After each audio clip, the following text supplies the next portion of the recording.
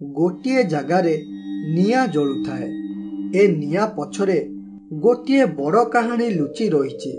तेणु प्रथमे कहानी को पूरा देखंतु, तापरे संपूर्ण कथा जानी पारिबे।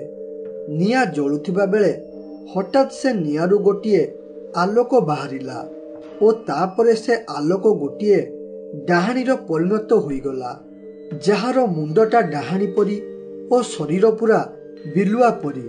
मु आज कष्टर सह चित्कार करे जली पड़ी मरीची। ए मरिबाटा मोर बेकार जीवनी। जो माने मते जलैकी मारिछन्ते मु तांको कदापि छाड़ीमिनी। एमाने भाबिले मु मला परे मोर कार्य छाड़ीदेवी बोली, हेले यह कदापि संभव नुह। मु मला परे मध्य छुआ चोरी करिबी एवं अमरत्व लाभ करिबी ओ तापरे ए धरा पृष्ठरे राज करिबी राज। एपरी कही डाहाणी सेठारू अदृश्य होईगला ओ ए पाखरे बिजु और राजू कथा हेले। अरे सांग राजू, स्कूल रे खरा दिन छुट्टी सिना मिलीगला, हेले जेते जोरे खरा हेउछि ना खेलिबा पाई बाहर को बाहरी हेउनी। घर बाहर को पाद देला बेलकू पाद जलीगला परी लगुछि। मनीष भाबितला टिके शांति रे खेलिबो बोली, हेले खेली पारु नाही। अरे सांग कहिलु कौन करिबा, किपरि आमे ए गरम दिन को खुशी रे काटिबा कह। अरे सांग ठीक कहलु रे, एतर खरा पाई घरु बाहरिबाकू इच्छा हेउनी। एते खरा हेउछि जे देह हाथ जली जाउछि। एपरी परिस्थिति रे खेलिबा पाई गोटिए रास्ता अछि, सेटा हेला आमे दुहे मिसी चल जंगल को जिबा एवं सेटारे बिलुआ नना को डाकी खेलिबा। एमिति रे बहुत दिन हेबो आमे बिलुआ नना सह खेली नाहंती किंबा देखा मध्य होइनी। तेणु चल जंगल भितर को जिबा। एमिति रे जंगल रे छाई पड़िथिबो, सेटारे खेलिबा सह जंगल रे तिबा मिठा मिठा खजिरी कोली खाइबा ओ आसिला बेले मध्य घर को नेकी आसीबा। राजूर एकथारे बिजु राजी होईगला एवं तापरे दुहे मिसी जंगल को खेलिबा पाई गले। सेमाने जंगल रे सर्वप्रथमे बिलुआर गुंफा पाख को गले एवं सेठारे पहुंचबा परे राजू जोरे पाटी करी डाकिला, अरे बिलुआ नना कुआडे गलो, शीघ्र घर बाहर को आसो। मु और बिजु आसीचु तुमको देखा करिबास। तुम साथी रे खेलिबा पाई जेते शीघ्र पारुच बाहर को आसो। आमे सांग होई खेलिबा ओ मिठा मिठा खजिरी कोली खाइबा। एहा सुनिबा परे बिलुआ गुंफा बाहर को आसिला एवं बाहरे पहुंची देखिला तार सबुठारु घनिष्ठ मित्र राजू और बिजु बाहरे थांती। एहा देखी से बहुत खुशी होई कहिला, अरे राजू बिजु, बहुत दिन परे एठाकू आसीबा हला। कोन खबर, मते भूली जाइछो ना? मो साथी रे मिसिबा को आ इच्छा हेउनी। होय रे, मु तुम दुइटाकू केते भलो पाए जानिछो। तुमको देखिले मते बहुत आनंद लागे एवं तमे दुइटा हेउछ मोर बहुत घनिष्ठ सांग। तम छड़ा मोर आउ केही भी भलो सांग नाहंती। एहा जानी मध्य मते देखा करिबाकू आसुना। मु तुम दुइटाकू देखा करिबाकू ए 2 दिन तळे जाइथिली, हेले गारे काहाकू गोटे भी न पाइबारु मु घर को फेरी आसिली। अरे नना, तमे सेपरी काहे बाबुच? आमे तुमको भूली जाइछु बोली। तुमे हमको जेपरी भल पाओ आमे मध्य तुमको सेपरी भल पाऊ। तुमे ही आम 2 जनकर घनिष्ठ सांग। अरे नना, तमे तो जानिछ आमे 2 जन स्कूल रे पढुछु बोली। तेणु स्कूल छुट्टी नथिबारु आमे तुम पाखकू आसी पारु नथिलु। आउ रहिला तुमे आम पाखकू जिबा कथा। नना, खरा एते जोरे हेउछि जे घरु बाहरिबा कष्टकर होई जाउछि। तेणु आमे घर बाहर को बाहरु नथिलु। एई खरारु रक्षा पाइबा पाई आमे एठाकू खेलिबा पाई आसीचु। ओ छाड़ से कथा, बहुत होई गला आम भितरे कथाबार्ता। जदि आमे एपरे कथाबार्ता हेबा ताहले केते बेले समय गडी जिवो ठीक नाही। तेणु हमर मुख्य काम हैला खेलिबा ओ खजिरी कोले खाइबा। तेणु चलो आमे आगे सेया करबा ओ तापरे जाई जेउ कथाबार्ता हेबा कथा हेबा। अरे बिजु, आमे राजू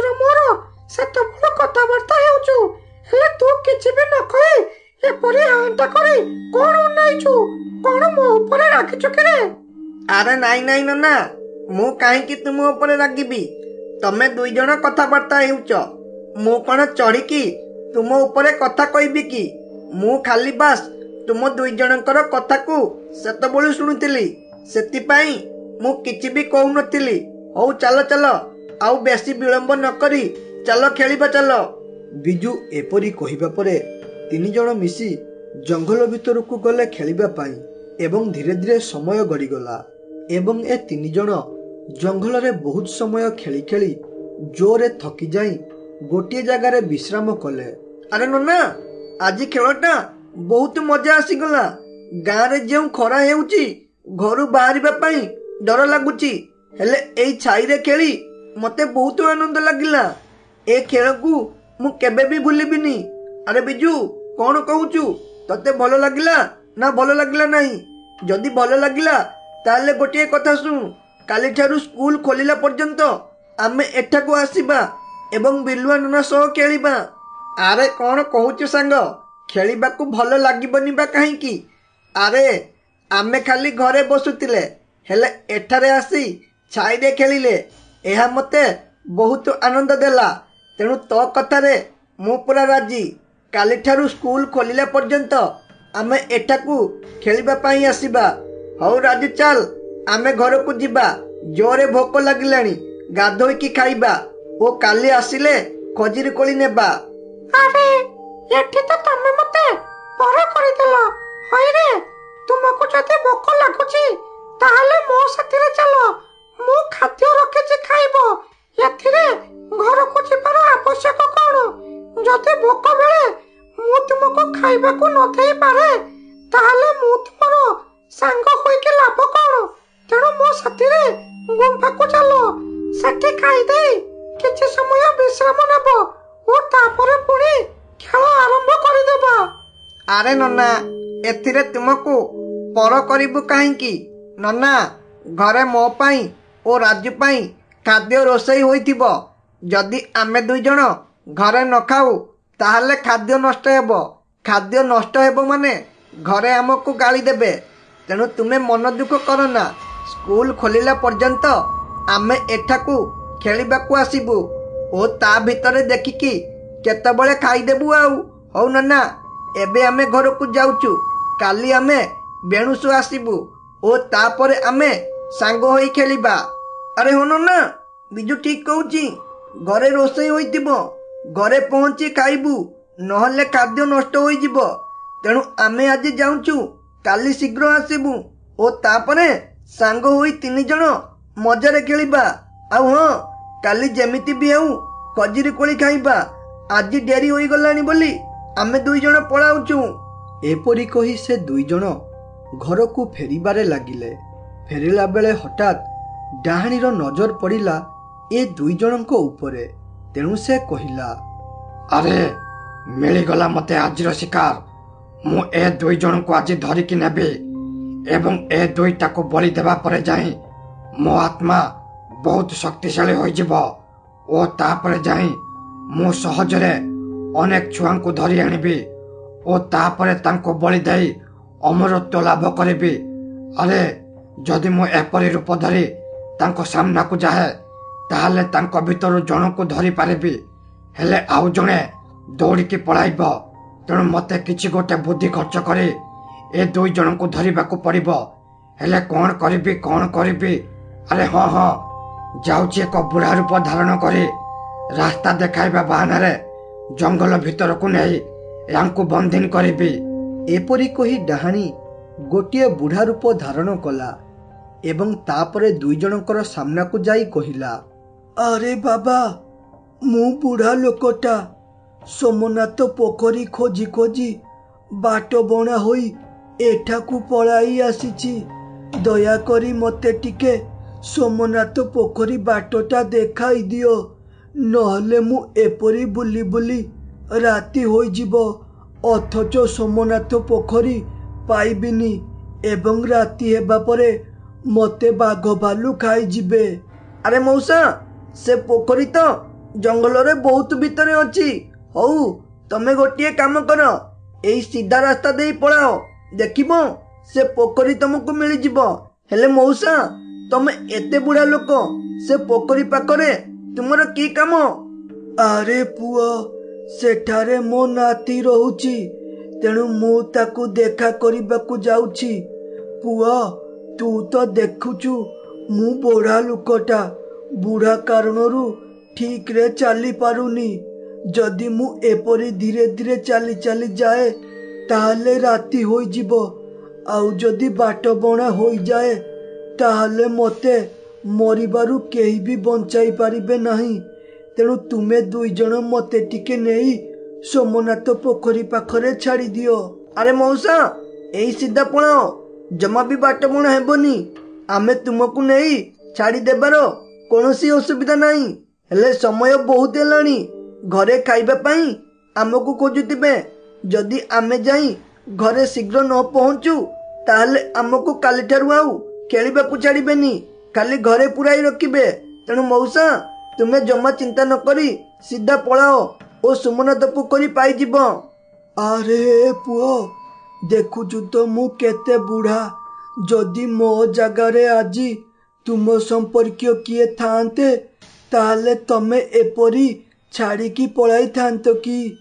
एपरी कदापि करि न थांतो।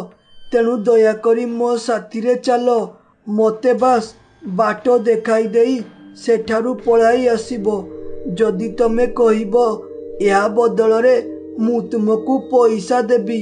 अरे बिजू देखुचु तो ये बुढ़ा लोकटे बहुत हैरान हेउची। तेणु घरे गाली शुणिले पछे शुणिबा हेले ए मौसा को नहीं जेमिति भी हेउ सोमनाथ पोखरी पाखरे पहुंचाई देबा ओ तापरे जाई घर को पळाई आसीबा। राजूरो एकथारे बिजू राजी होईगला ओ तापरे दुहे मिसी बुढ़ा को सोमनाथ पोखरी आड़कू नेबारे लागिले। सेमाने जंगलर बहुत भितर को गला परे बुढ़ा लोकटी रहीगला। एहा देखि ए दुई जण मध्य रहीगले ओ तापरे राजू कहिला अरे मौसा रहीगल काईकी? टिके न रही शीघ्र शीघ्र चल। जेते शीघ्र चलिबो आमे सेते शीघ्र पहुंचिबा ओ आमे दुई जण मध्य घर को फेरी पारिबु। आउ तमे जदि एपरी अपेक्षा करिबो ताहले बहुत विलंब होई जिवो। बुढ़ा एहा सुनिबा मात्रे तार प्रकृत रूप को फेरी आसिला। राजू और बिजू दुहे देखिले से जाहाकू बुढ़ा भाभी साहाଯ୍ୟ करिबा पई नेकी आसीथिले प्रकृत रे से गोटिए बुढ़ा नुह बरं से हेउची एक डाहाणी। एहा देखि दुहे डरी गले। तेणु डर और रागरे राजू कहिला हई रे डाहाणी तू आमको एपरी मिछ कही रूप परिवर्तन करी एठाकू नेकी आसिलु। तोर ए मूर्खामी पाई भगवान तते केबे भी क्षमा करिबेनी। भलरे कहूची आम दुई जण को एठारू जिबाकू दे नहले आमे जोरे पार्टी करी लोकंकु एठाकू डाकिबु ओ तापरे तोर बेଳ खराब होई जिवो। हई रे मूर्ख छुआ तुमे कौन भाबिल मो ठारू चालाक बोले? हई रे तमे दुईटा काले मो ठारू खसिकी पळाइब किंबा कोउ लोक आसे काले तुमर साहाଯ୍य करिबे बोले मो तुमको बुद्धि खर्च करे ए जंगल भीतर को नहीं आसिले। एबे तमे चाहिले मध्य एठारू खसिकी जाई पारिब नाही किंबा तुम आवाज कोउ लोक पाखरे पहुंची पारिब नाही। तुमे दुईटा मोर बलि ପାଇଁ प्रस्तुत होई जाओ। एपरी कही डाहाणी से दुई जण को बंधीन करी रखिला बलि देबा पाई। ए पाखरे राजू घर को फेरिबा विलंब हेबारु तार बापा अक्षय रागरे बिजू घर पाखकू गला एवं सेठारे पहुंची जोरे पाटी करी डाकिला हई रे राजू तते कोन समय ज्ञान किछि जणा पडुनी? तू खेलिबारे एते हजि जाइछु जे घर को फेरिबा ना नेउनु। तू खाली आज मो साथी रे चल तते एपरी मारो मारिबी जे जेमिति आउ केबे भी घरु बाहर को पाद काढ़िबु नाहु। अक्षय एपरी रागरे डाकिबा परे बिजुर बापा घर बाहर को आसिला एवं कहिला अरे अक्षय भाई राजू और बिजू आम घरे नहांती। मु तो भाबुतिली से दुई जण तम घरे खेलुतिबे तेणु मु एबे डाकिबाकू जाइथांती हेले तुमे एतिकी बेले मो घर को आसिल। अरे से दुई जण जदि घरे नहांती ताहले गले तो गले कुआडे आमको न जणाई से तो एते पर्यंत कुआडे रुहंती नहीं ताहले कुआडे गले से माने आउ किछि असुविधारे पड़ी गलेनी तो? अरे न न से दुई जण किछि भी असुविधारे पड़ी नाहंती बरं तांको सांग बिलुआ पाखकु खेलिबाकु जाइथिबे तेणु आसीबा एते विलंब हेउची। तेणु संजय तमे जमा भी चिंता करना मु गोटे डांग धरी जाउची एवं से दुई जनकु बाड़ाई बाड़ाई जंगलरू नेइकी आसीबी। आज तांकर दिन को मोर दिने मु भी देखिबी से दुईटा केते बुलाटिया होई गलेनी। एपरी कही अक्षय बिलुआ पाखकु गला एवं बिलुआर गुंफा पाखरे पहुंची कहिला, अरे ए राजू बिजू शीघ्र गुंफा बाहर को आस। कौन तम दुईटा को समय ज्ञान जना पड़ुनी ना रे? एते समय हेलानी अथच घर को फेरिबारे विलंब करुच। आज खाली गुंफा बाहर को आस मु एमिति पिटा पिटिबी तुम बेल खराब करदेवी। अक्षय एपरी रागरे कहिबा परे गुंफा बाहर को बिलुआ आसिला एवं कहिला, अरे अक्षय दादा बिजू अजू मो पाखकु आसीतिले खेलिबा पई हेले से दुई जण पाखा पाखी 2 घंटा हेबो घर को गलेनी। मु तांको खाइबा पई अटकाउथली हेले से कहिले घरे खाइबे बोली तेणु मु तांको आउ अटकाइली नाही। कोन होइची से माने घर को जाई नांती ना कोन? अरे ए बिलुआ कौन कहूचु? से दुई जण तो पाखरे नाहंती ताहले से गले तो गले कुआडे? मते तो तांको कथा भाबी बहुत चिंता लागिलानी। से माने आउ किछि असुविधारे पड़ी जाई नाहंती तो? हे प्रभु एबे तुमे ही किछि गोटे करी ए दुई जनकु सहाय्य करो। होया दादा तमे जमा बे चिंता करो ना सब ठीक होई जिवो। से माने घर को जाई नांती माने निश्चित एई जंगल रे केउटे खेलु दिबे। तेणु आमे दुई जण मिसी से दुई जण को खोजिबा। तमे गोटे काम करो तमे आगो को खोजो मु पछाड़े खोजिबी। जदि से दुई जण असुविधारे पड़िथिबे ताहले आमे निश्चित बंचाई देबा। बिलुआ एपरी कहिबा परे दुहे मिसी जंगल रे राजू बिजू को खोजिबारे लागिले। दुहे खोजुथिबा बेले अक्षयर नजर पड़िला डाहाणी राजू और बिजू को बलि देवा पाई प्रस्तुत करुथाए।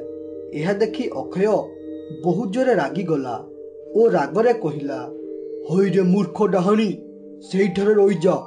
भलरे कहूची ए दुई जन को छाड़ी एठारु पळा नहले मो ठारु केही भी खराब हेबेनी। जेते शीघ्र हेबो एठारु पळा नहले गुनिया डाकी तते एइठारे भस्म करी देबी। होय रे अक्षय ये ताहले तोर पुओ एबे ए दुई जन को मो हाथरू केही भी बंचाई पारिबे नाही। आज गोटे दिन रे मो शक्ति बढ़िबा सह मोर प्रतिशोध मध्य पूर्ण होई जिवो। आउ हां ए दुई जन को बलि देबा परे तते मध्य मारिके खाइबी।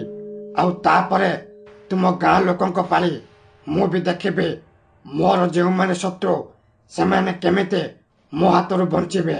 होय रे डाहाणी तो प्रकृति जमा भी परिवर्तन हेबनी। तू एपरी छोट छुआ को बलि देउथिबारु तते गाँ लोकंक सामने निया लगा जाइथिला। आमे भाबुथलु तू मरिबा परे सब किछि ठीक होई जिवो हेले मला परे मध्य तू तोर प्रकृति छाड़िलु नाहु। आज मु मले पछे मरिबी हेले तते एठारे मारिकी छाड़िबी एवं ए दुई जनकु एठारु बंचाई कि नेबी। आउ मु मध्य देखिबी तू किपरि शक्तिशाली हेबु आउ आम गाँ लोकंकु किपरि मारिबु। होई जा मूर्ख अक्षय पूर्वर गाँ वाला मते एथिपाई मारिदेले कारण सेतबेले मो देहरे जीवन थिला ओ एहा सह मु दुर्बल थिले तेणु मते मारिदेले। एबे तो मो पाखरे जीवन नाही एवं पूर्व ठारू मु बहुत शक्तिशाली होई जाइछि। एबे मते केही भी मारि पारिबे नाही ओ ए दुई जन को बलि देबा परे मते आउ केही भी अटकाई पारिबे नाही। ए पाखरे बिलुआ राजू बिजू को खोजी खोजी आसी देखिला डाहाणी ए दुई जन को बंधीन करी रखी थाए। यह देखि से कहिला, अरे ये कौन ए डाहाणीटा तो मो संग को मारिबा सह अक्षय दादांको मध्य मारि देबो। तेणु मते कोन गोटे करी यांको बंचाइबाको पड़िबो। अरे कोन करिबी। अरे हां हां मु सुनितले कुआरे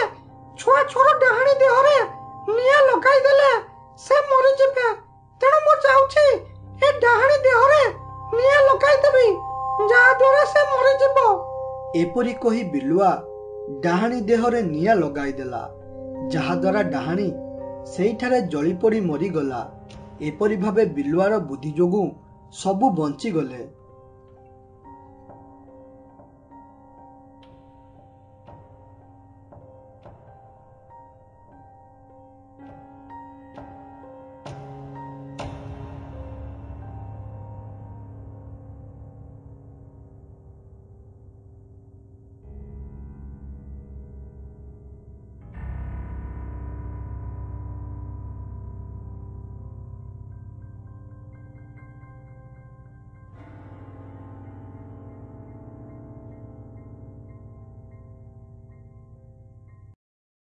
ଆରେ ଜେଜେ, ଆଜି ଆମକୁ ଏକ ରାଜାରାଣୀ ଗପ କୁହ, ଯେଉଁ କାହାଣୀରେ ରାକ୍ଷସ ଥିବ ଓ ସେ ଗାଁ ଲୋକଙ୍କୁ ହଇରାଣ କରୁଥିବ ଏବଂ ତାକୁ କୌଣସି ଏକ ଗରିବ ଲୋକ ମାରିବ।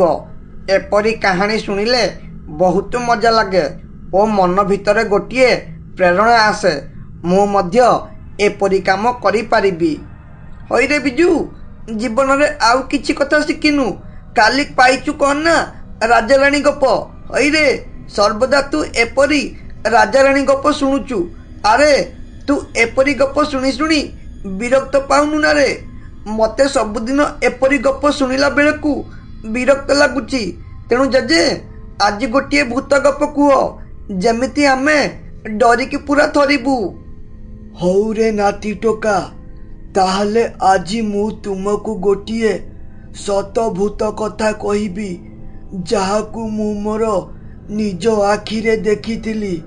ଆଜି ମୁଁ ତୁମକୁ କହିବି ବହୁରୂପୀ କଥା। ବହୁରୂପୀ ମାନେ ଯାହାର ଅନେକ ରୂପ ଥାଏ, ତାହା ହାବୁଡ଼ରେ ମୁଁ କେମିତି ପଡ଼ିଲି ଓ ସେପରି ପରିସ୍ଥିତିରେ ମୁଁ କ'ଣ କଲି ଓ କିପରି ବଞ୍ଚିକି ଆସିଲି, ସବୁ କଥା ଗୋଟି ଗୋଟି କରି କହୁଛି ଶୁଣ। ଆଜିଠୁ 50 ବର୍ଷ ତଳର କଥା। ସେତେବେଳେ ମୋତେ 22 ବର୍ଷ ହୋଇଥାଏ।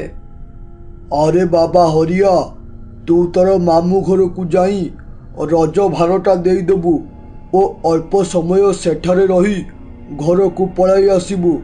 ତୁ ଯେତେ ଶୀଘ୍ର ହେବ ସେଠାରୁ ଆସିବାକୁ ଚେଷ୍ଟା କରିବୁ, କାରଣ କାଲି ସକାଳେ ଆମ ଘର କାମ ହେବ। ମୋତେ ସାହାଯ୍ୟ କରିବାକୁ କେହି ବି ନାହାନ୍ତି, ଆଉ ଏକଲା ମୁଁ ମଧ୍ୟ କାମ କରିପାରିବି ନାହିଁ। ତେଣୁ ମାମୁଁ ଘରେ ଯେତେ ଅଟକାଇଲେ ମଧ୍ୟ ତୁ ଅଟକିବୁ ନାହିଁ। ଆଉ ହଁ, ରାତି ହେବା ପୂର୍ବରୁ ଘରକୁ ଫେରି ଆସିବୁ, କାରଣ ଜଙ୍ଗଲ ରାସ୍ତା, ଏମିତିରେ ବେଳ ବଜାର ମଧ୍ୟ ଭଲ ନାହିଁ। ମୁଁ ତୋର ଅପେକ୍ଷାରେ ରହିଲି। ଆରେ ବାପା, ମୁଁ ଜାଣିଛି କାଲି ସକାଳେ ଆମ ଘର କାମ ହେବ ବୋଲି। ଆଗକୁ ବର୍ଷା ଦିନ ଆସୁଛି। ଯେତେ ଶୀଘ୍ର ହେବ ଘର କାମ ସାରିଲେ ଆମେ ରହିବା। ଆଉ ତା ଛଡ଼ା ମୋତେ ମାମୁଁ ଘର ଯିବା ପାଇଁ ଜମା ବି ଇଚ୍ଛା ନାହିଁ। ତମେ ଖାଲି ବାଧ୍ୟ କରୁଛ ବୋଲି ମୁଁ ମାମୁଁ ଘର ଯିବା କଥା। ଯେଉଁଠିକି ଯିବାକୁ ମୋର ଇଚ୍ଛା ନାହିଁ, ସେଠାରେ ମୁଁ କେମିତି ରହିବି ବୋଲି ତମେ ଭାବୁଛ? ତେଣୁ ତମେ ଜମା ବି ଚିନ୍ତା କର ନା, ମୁଁ ଘରକୁ ପଳାଇ ଆସିବି। ଏପରି କହି ହରିଆ ତାର ମାମୁଁ ଘରକୁ ଯିବାରେ ଲାଗିଲା। ଉଦୁଉଦିଆ ଖରାବେଳ। ଏ ଖରାରେ ଘରୁ ବାହାରିବା କଷ୍ଟକର ହେଲା। ହରିଆକୁ ବହୁତ ବାଟ ଚାଲି ଚାଲି ତାର ମାମୁଁ ଘରକୁ ଯିବାର ଥିଲା। ତେଣୁ ସେ କିଛି ବାଟ ଚାଲିବା ପରେ ବହୁତ ଜୋରେ ଥକିଗଲା। ତେଣୁ ସେ ଯାଇ ଗୋଟିଏ ଜାଗାରେ ବିଶ୍ରାମ ନେଲା। ଓହୋ, କି ଖରାରେ! ବାପରେ ବାପ, ଏ ଖରା ଯୋଗୁଁ ଦେହ ହାତ କ'ଣ ହୋଇଯାଉଛି। ଖାଲି ତଣ୍ଟି ଶୁଖି ଯାଉଛି, ଯାହାଦ୍ୱାରା ଚାଲିବାକୁ ଆଉ ବଳ ପାଉନି। ମୋ ମାମୁଁ ଘର ଆହୁରି ପାଖାପାଖି 10 କିଲୋମିଟର ରହିଲାଣି। ଏତେ ଖରାରେ ଚାଲିକି ଯିବାକୁ ମୋର ବଳ ପାଉନି। ତେଣୁ ଯାଉଛି, ଏଠାରେ କିଛି ସମୟ ବିଶ୍ରାମ ନେବି ଓ ତାପରେ ଯାଇ ମାମୁଁ ଘରକୁ ଯିବି। ନହେଲେ ଯଦି ଏକାଥରେ ଚାଲେ ନା, ତାହେଲେ ଜଣା ନାହିଁ କେତେବେଳେ ମୋର ମୃତ୍ୟୁ ହୋଇଯିବ। ଏପରି କହି ହରିଆ ସେଠାରେ କିଛି ସମୟ ବିଶ୍ରାମ ନେଲା। ବିଶ୍ରାମ କରୁ କରୁ ତାର ଆଖି ଲାଗିଗଲା। ତେଣୁ ନିଘୋଡ଼ ନିଦରେ ଶୋଇପଡ଼ିଲା। ଧୀରେ ଧୀରେ ସମୟ ଗଡ଼ି 2 ଘଣ୍ଟା ବିତିଗଲାଣି, ହେଲେ ହରିଆର ନିଦ ଭାଙ୍ଗୁ ନଥାଏ। ହଠାତ୍ ଏତିକି ବେଳେ ତାର ନିଦ ଭାଙ୍ଗିଗଲା। ତେଣୁ ସେ କହିଲା, ଆରେ ସୂର୍ଯ୍ୟଙ୍କୁ ଦେଖି ଜଣାପଡ଼ୁଛି ମୁଁ ବିଶ୍ରାମ କରୁ କରୁ ପାଖାପାଖି 2 ଘଣ୍ଟା ଶୋଇପଡ଼ିଲି। ଏବେ କ'ଣ କରିବି? କେମିତି ଶୀଘ୍ର ମାମୁଁ ଘରକୁ ଯାଇ ରାତି ହେବା ପୂର୍ବରୁ ଫେରିବି? ମୋତେ ତ ଏସବୁ ଅସମ୍ଭବ ଲାଗୁଛି। ତେଣୁ ମୋତେ ଶୀଘ୍ର ଯାଇ ମାମୁଁ ଘରେ ପହଞ୍ଚିବାକୁ ପଡ଼ିବ ଓ ରାତି ହେବା ପୂର୍ବରୁ ଫେରିବାକୁ ପଡ଼ିବ। ଥରେ ଜଙ୍ଗଲ ରାସ୍ତା ଦିନ ଥାଉଁ ଥାଉଁ ପାରି ହୋଇଗଲେ ଆଉ ଅସୁବିଧା କିଛି ହେବନି। ହଉ, ମୁଁ ଯାଉଛି ଏବେ। ଏପରି କହି ସେ ଚାଲି ଚାଲି ମାମୁଁ ଘରକୁ ଯିବାରେ ଲାଗିଲା। କିଛି ସମୟ କଷ୍ଟ କରି ଚାଲିବା ପରେ ଶେଷରେ ସେ ଯାଇ ମାମୁଁ ଘରେ ପହଞ୍ଚିଗଲା। ମାମୁଁ ଘରେ ପହଞ୍ଚିବା ପରେ ମାମୁଁ ହରିଆକୁ ଦେଖି ବହୁତ ଖୁସି ହୋଇ କହିଲେ, ଅରେ ଶାନ୍ତି, ଦେଖିବ ଆସ, ଘରକୁ କିଏ ଆସିଛି? ତମ ଗେହ୍ଲ ଭଣଜା ଆସିଛି। ଆରେ ହରିଆ, ତୁ ଛୋଟଟେ ହୋଇଥିଲୁ ତତେ ଦେଖିଥିଲି, ସେବେଠୁ ଆଉ ତତେ ଦେଖିନି। ଆଉ ତୁ ମଧ୍ୟ ତୋ ମାମୁଁ ଘରକୁ ଆସୁନୁ। ହଇରେ, ତୋର କ'ଣ ତୋ ମାମୁଁ କଥା ମନେ ପଡ଼ୁନି? ନା ଏଠାକୁ ଆସିବାରେ ତୋର ଇଚ୍ଛା ନଥିଲା? ମୁଁ ତ ଭାବୁଥିଲି ତତେ ନ ଦେଖିବା ଆଗରୁ ମୁଁ ମରିଯିବି ବୋଲି। ଯାହା ହେଉ, ତତେ ଦେଖିବାକୁ ମିଳିଗଲା। ଆରେ ଭଣଜା, ତୁ ଏତେ ଦିନ ପରେ ଆମ ଘରକୁ ଆସିଛୁ ମାନେ 10-15 ଦିନ ରହିକି ଯିବୁ, ନହେଲେ ତତେ ଏଠାରୁ ଯିବାକୁ ଦେବିନି। ଆରେ ମାମୁଁ, ତମ ପାଖକୁ ଆସିବାକୁ ମୋର ବହୁତ ଇଚ୍ଛା ହୁଏ, ହେଲେ ଘରର କାମ ପାଇଁ କେବେ ବି ସମୟ ହୁଏନି ଏଠାକୁ ଆସିବା ପାଇଁ। ହେଲେ ରଜ ଭାର ଦେଇ ବାପା ଏଠାକୁ ପଠାଇଥିବାରୁ ମୁଁ ତୁମ ପାଖକୁ ଆସିଲି ଏବଂ ଏତେ ଦିନ ପରେ ତୁମକୁ ଦେଖି ମୋତେ ବହୁତ ଖୁସି ଲାଗିଲା। ହେଲେ ମାମୁଁ, ତମର ଗୋଟେ କଥାକୁ ମୁଁ ମାନିପାରିବି ନାହିଁ ଓ ସେଇଟା ହେଲା ଏଠାରେ 15 ଦିନ ରହିବା। କାରଣ କାଲି ସକାଳେ ଆମ ଘର କାମ ହେବ। ବାପା ଘରେ ଏକଲା ଅଛନ୍ତି, ତାଙ୍କୁ କାମରେ ସାହାଯ୍ୟ କରିବା ପାଇଁ କେହି ନାହାନ୍ତି। ତେଣୁ ମୋତେ ତାଙ୍କୁ ସାହାଯ୍ୟ କରିବାକୁ ପଡ଼ିବ। ତେଣୁ ମୋତେ ଆଜି ରାତି ହେବା ପୂର୍ବରୁ ଯିବାକୁ ପଡ଼ିବ, ନହେଲେ ବାପା ହଇରାଣ ହେବେ। ହେଲେ ମାମୁଁ, ତମେ ଜମା ବି ଚିନ୍ତା କର ନା। ଆମ ଘର କାମ ସରିବା ପରେ ମୁଁ ନିଶ୍ଚିତ ଏଠାରେ 10ରୁ 15 ଦିନ ରହିବି। ଏହା ଶୁଣି ମାମୁଁଙ୍କ ମନ ଦୁଃଖ ହେଲା। ହେଲେ ଘରର ପରିସ୍ଥିତି ବୁଝିପାରି ହରିଆକୁ ରହିବା ପାଇଁ ବାଧ୍ୟ କଲେ ନାହିଁ ଓ କହିଲେ, ଆରେ ହରିଆ, ମୁଁ ଭାବିଥିଲି ତତେ ଘରେ ଅଟକାଇ ରଖିବି ବୋଲି। ତେଣୁ ତୁ ତ ଏପରି ଘର ବନାଯିବା କଥା କହୁଛୁ। ହଉ ଛାଡ଼ ସେ କଥା। ମୁଁ ଯାଉଛି ମାର୍କେଟରୁ ମଟନ ନେଇକି ଆସିବି ଓ ତାପରେ ଆମେ ମାମୁଁ ଭଣଜା ମିଶି ଖାଇବା। ତାପରେ ଘରକୁ ଯିବୁ। ଆରେ ମାମୁଁ, ଯାହା କରୁଛ କର, ହେଲେ ଗୋଟେ କଥା ମନେ ରଖିକି କରିବ। ସନ୍ଧ୍ୟା ପୂର୍ବରୁ ସବୁ କାମ ସାରିଦେବ, ଯେମିତି ମୁଁ ଠିକ୍ ଟାଇମରେ ଖାଇ ଘରକୁ ଫେରିବି। ରାତି ହେବା ପୂର୍ବରୁ ମୋତେ ଜଙ୍ଗଲ ରାସ୍ତା ପାରି ହେବାକୁ ପଡ଼ିବ, ନହେଲେ ମୁଁ ବହୁତ ବଡ଼ ଅସୁବିଧାରେ ପଡ଼ିଯିବି। ହରିଆର ଏକଥାରେ ତାର ମାମୁଁ ରାଜି ହୋଇଗଲେ ଏବଂ ଧୀରେ ଧୀରେ ସମୟ ବିତି ଚାଲିଲା ଏବଂ ହରିଆ ମଧ୍ୟ ମଟନ ଖାଇ ଘରକୁ ଯିବାକୁ ରେଡି ହୋଇଗଲା। ହେଲେ ଗୋଟିଏ ଅସୁବିଧା ହୋଇଗଲା। ସେ ଫେରୁ ଫେରୁ ରାତି ହୋଇ ଆସିଲାଣି। ଏହା ଦେଖି ମାମୁଁ କହିଲେ, ଆରେ ହରିଆ, ମଟନ ବନାଉ ବନାଉ ଟିକେ ଡେରି ହୋଇଗଲା।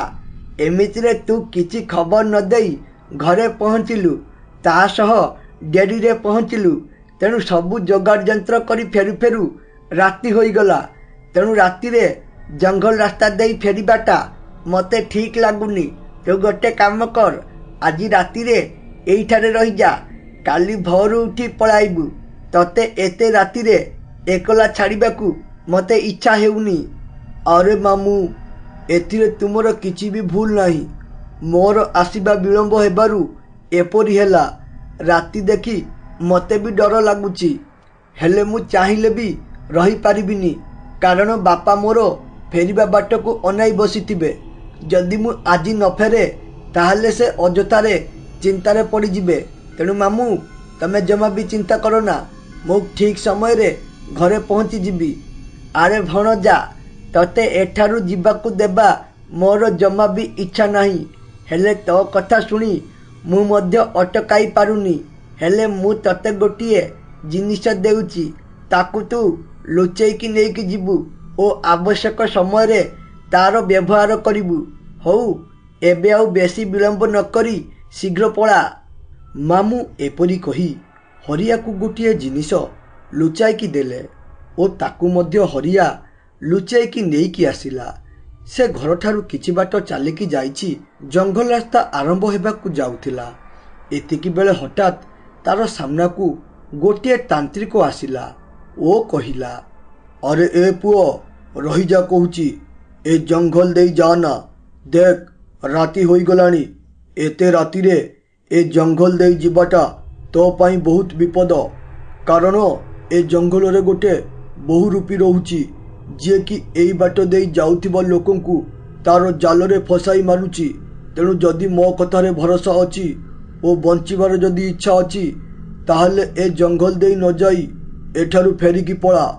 ନହେଲେ କାଲି ସକାଳେ ତମ ଘର ଲୋକ ତୋର ଶବ ପାଖରେ ବସି କାନ୍ଦୁଥିବେ। ଆରେ ବାବା, ମୁଁ ତୁମ କଥାକୁ ଅବମାନନା କରିବାକୁ ଚାହୁଁନି, ହେଲେ ମୋତେ ଆଜି ମୋର ଘରକୁ ଯିବାକୁ ପଡ଼ିବ, ନହେଲେ ବହୁତ ହଇରାଣ ହେବେ ମୋ ବାପା। ମୁଁ ସେଇ ଭଗବାନଙ୍କ ଉପରେ ସବୁକିଛି ଛାଡ଼ି ଦେଇଛି। ସେ ହିଁ ସବୁକିଛି ଠିକ୍ କରିଦେବେ। ବାସ୍ ତାଙ୍କୁ ଡାକି ଏ ଜଙ୍ଗଲ ରାସ୍ତା ପାରି କରିଦେବି। ବାବା, ତମେ ମୋତେ ଆଶୀର୍ବାଦ କର, ମୁଁ ଯେମିତି ଏ ଜଙ୍ଗଲକୁ ଭଲରେ ଭଲରେ ପାରି କରିଦେବି।